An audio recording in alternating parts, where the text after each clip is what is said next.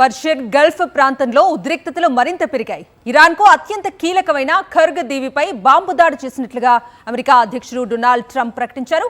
America central command నిర్వహించిన ఈ దాడిలో దీవిలోని సైనిక లక్ష్యాలను పూర్తిగా ధ్వంసం చేశామని ట్రంప్ తెలిపారు. ఇరాన్ చమురు ఎగుమతుల గుండెగా భావించే ఈ దీవిపై దాడి ప్రపంచవ్యాప్తంగా ఆందోళన కలిగిస్తోంది. పర్షియన్ గల్ఫ్లోని చిన్నదైన అత్యంత వ్యూహాత్మక ప్రాధాన్యం కలిగిన ఖర్గ్ దీవిపై అమెరికా భారీ బాంబు దాడి చేసినట్లు డొనాల్డ్ ట్రంప్ ప్రకటించారు. అమెరికా సెంట్రల్ కమాండ్ నిర్వహించిన ఈ దాడిలో దీవిలో ఉన్న అన్ని సైనిక లక్ష్యాలను పూర్తిగా నాశనం చేశామని ఆయన తెలిపారు. ఖర్గ్ దీవిని ట్రంప్ ఇరాన్ యొక్క క్రౌన్ జ్యువెల్ గా పేర్కొన్నారు. ట్రూత్ సోషల్లో చేసిన పోస్టులో మధ్యప్రాచ్య చరిత్రలో అత్యంత శక్తివంతమైన బాంబు దాడుల్లో ఇది ఒకటి అని ట్రంప్ పేర్కొన్నారు.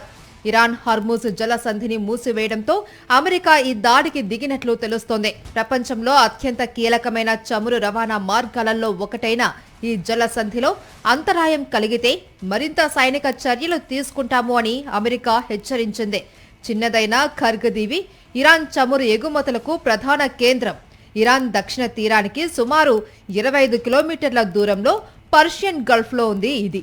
ఇరాన్ ప్రధాన చమురు క్షేత్రాల నుంచి పైప్ లైన్ల ద్వారా ముడి చమురు ఈ దీవికి చేరుతుంది. అక్కడి నుంచి భారీ ట్యాంకర్ల ద్వారా ప్రపంచ మార్కెట్లకు పంపబడుతుంది. సాధారణంగా రోజుకు 1.3 నుంచి 1.6 మిలియన్ బ్యారెళ్ల చమురు ఖర్గ్ దీవి నుంచి ఎగుమతి అవుతుంది. అంటే ఇరాన్ మొత్తం చమురు ఎగుమతుల్లో 80 నుంచి 90% ఈ దీవి ద్వారానే జరుగుతాయి. అయితే అమెరికా దాడి చమురు మౌలిక సదుపాయాలను లక్ష్యంగా చేయలేదు అని ట్రంప్ తెలిపారు. కేవలం సైనిక స్థావరాలనే టార్గెట్ చేశాము అని ఆయన చెప్పారు.